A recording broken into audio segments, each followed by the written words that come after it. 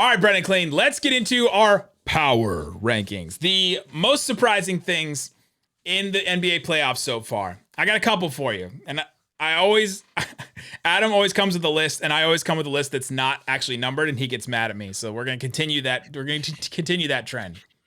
Okay, I mean, I was unprepared, so I'm gonna probably not have an order either. You throw them at me, and I'll think through mine.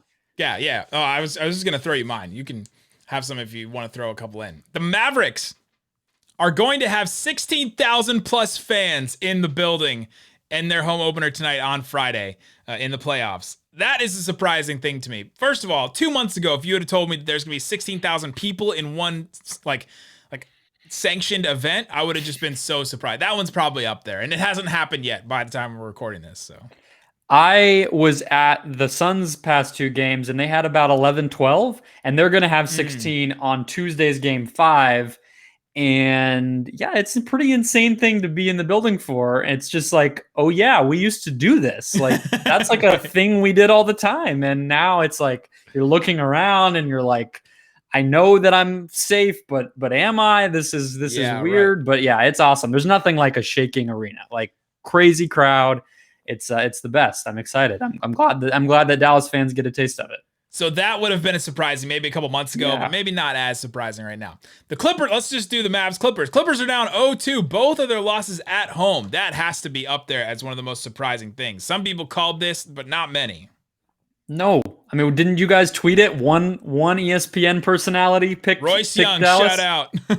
Exactly. Nobody saw this coming. And the fact that it's headed back to Dallas makes it only more interesting. Yeah, that's a complete surprise. Although, in the grand scheme of things, we'll probably look back on it and be like, no, Luka kind of made the jump. That doesn't seem super surprising, but this Clippers team, man, what are you going to do with them? What is this Clippers team going to do after this? If they disband, if they make some big full-scale moves, like all of a sudden, that's 2 years and one playoff series that they won, and it was because Luka was hurt in a game and Porzingis missed 3.5 games out of it, right? Like you said about 2 months ago that the crowd thing would have been crazy. Imagine if you had said that to Clippers fans the day that they traded for Paul George and got Kawhi, and you were like, hey, in 2 years, people are going to be panicking about all this because Luka, who's like 20 right now, 2 years ago, is going to slay you guys in the playoffs. Yeah, that would have been bonkers. Who would have thought?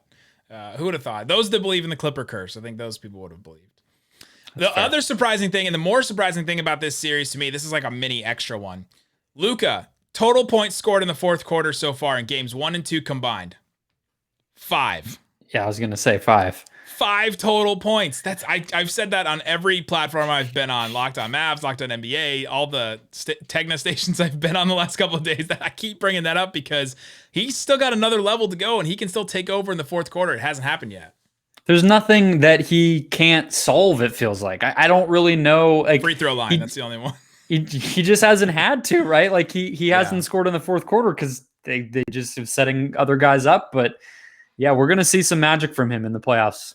The Heat getting blown out at home. This game 3, I think is surprising to a lot of people. And just generally the Heat being down 3-0, especially after all the conversation of, well, shouldn't the Bucks have been a little concerned about this Heat team? And, they got beat by them last year. Aren't there going to be like ghosts in the closet, them thinking about this team? No, that has not happened at all. No, I'm not surprised actually on that one. Like I said, they got blown out at home. I mean, I just think Milwaukee's that much better. I heard people saying, "Oh, Miami should be the favorite in this series," and like this is the wrong line, and Milwaukee is just going to fall over again. And it's like, have you guys watched the Bucks? Like, I get they don't play in a big city, but like the guy won the MVP 2 times, if you remember. They have some pretty good players. Yeah, but I mean the score is nasty, but I really thought this would be a pretty quick win for Milwaukee. It is turning into that and possibly a sweep. Surprising. We've already talked about it. I'll get into a little bit more. Austin Rivers and Facu Campazzo are the starting backcourt of a team that may win a playoff series and are up 2-1. That has been surprising. And Austin Rivers just fourth quarter in this game as well, this game 3.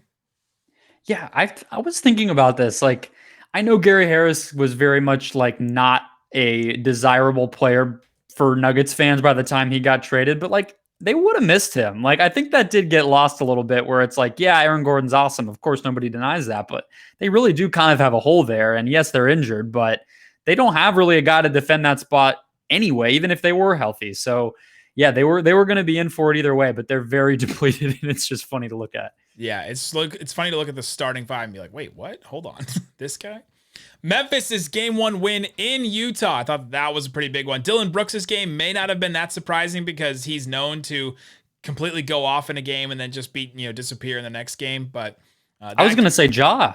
And Ja's game 2, I think, was surprising. Like the most points ever scored at Utah in a playoff game. How is that possible? All the playoff games they've played there. Yeah, just because all their games were like 88 to 86 for most of the time that they were in the playoffs. Yeah, true. Yeah, 47 points in your first playoff series. That's a surprise no matter who it is. That's incredible. All right, so those are the big like moments. Here's a couple of mini ones for you. Robert Williams, 9 blocks against Brooklyn of all teams. Like Brooklyn, this jump shooting team that like Kyrie never gets blocked and Harden hardly ever gets blocked. And how can you block KD? And he got 9 blocks in a game versus Brooklyn. That was surprising. I like the pun that I'm about to say, and I'm just congratulating myself for it before I say it. But he's making the leap. The leap. Do you get it? Because you have to jump to block shots. He's making the leap. Robert Williams. You time lorded all over that one. That was bad. Cameron Payne, game 2 for the Suns. This guy was in China. What, like last year? 19.7 assists, 2 blocks. Cameron Payne is like shorter than me. And he had 2 blocks against the Lakers in a playoff game. This is what it was always going to be. People who hadn't watched this team, like the Suns, Payne's been like maybe their 6th best player, 7th best player all season long. He took the disrespect of no 6 man of the year votes, and he's showing everybody what they've been missing. Here's my most surprising one. And maybe not just surprising, but just like a wild thing. Davis Bertans, game 2. 24 minutes, 0 points, 0 assists, 0 steals, 0 blocks, 0 turnovers, 0 made field goals, 4 field goal attempts, and all of them are 3-point shots, and just 2 rebounds in 24 minutes, and he fouled out. So close to the 24 trillion.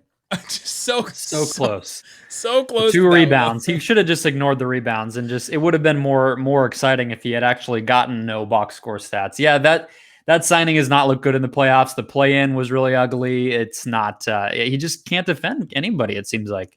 16 million next year, 16 million the year after that, 17 million the year after that, and then a early termination ETO for 16 million the year after that even. Like we're talking years down the multiple years. That one just is surprising in general. Other players that have go ahead. Oh, I was gonna say I got one for you. Yeah, give me one. Julius Randle in a bad way? Like the surprising thing would be the Knicks winning that game with Randle scoring 15 points, especially since everyone was saying, well, the Hawks don't have an answer for Julius Randle. They can't guard him, and he's not factored offensively that much. That's true, but just no, that's a heck of an accomplishment by them. It's just crazy that in 2 home games he was really like not much of a factor, not really close to the level he was at when he was like an MVP candidate in the regular season.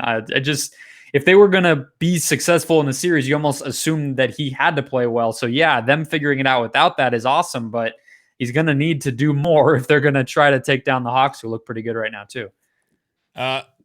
Players that have fouled out in games. If any of these surprise you, Marcus Morris, Nurkic twice, Cameron Payne, Davis Bertans in that game, Gobert, and Booker. Any of those? None of the. I mean, Bertans getting 6 fouls is just kind of odd. I didn't think he really got involved in enough things for that to happen. The rest of those guys, it's like, yeah, that's exactly like you said. Marcus Morris first, and I just started nodding. Like, yep, that's the okay. We've gotten to the list. Yeah, Marcus Morris's face when he fouled out in game 2 of Clippers and Mavs was amazing. Like chef's kiss. It was great. It was awesome. I don't miss the Marcus Morris experience. I'm sorry, Clippers fans. I do feel bad. It's not ideal. It's not a great way to root for a team.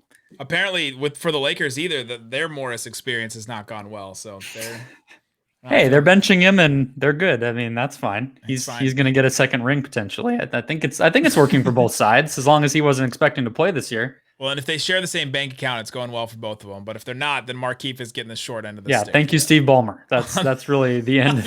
Markieff can just send him a Christmas card or something every year too. This was part of the regular season, but here's my last one. It wouldn't be surprising if you watched this team during the regular season, but if you just tuned in for the playoffs and like just tuned in for free agency and playoffs, Luke Kennard playing 0 minutes and 0 seconds after getting that contract this summer is a surprising thing. They're the most bizarre team in terms of guys who play and don't play. Like Luke Kennard not playing, Serge Ibaka seemingly unable to play, Reggie Jackson playing all the minutes. It's there's a lot of stuff going on with the Clippers that I don't understand. There's just some weird stuff. There you go. Go follow Brendon Kleen at BrendonKleen14 on Twitter and go listen to Locked On Suns for all your Suns breakdown. Great stuff. Great guests all the time. Locked On Mavs for me at Nick Van Exit on Twitter. Guys, thanks so much for listening to Locked On NBA. Boom.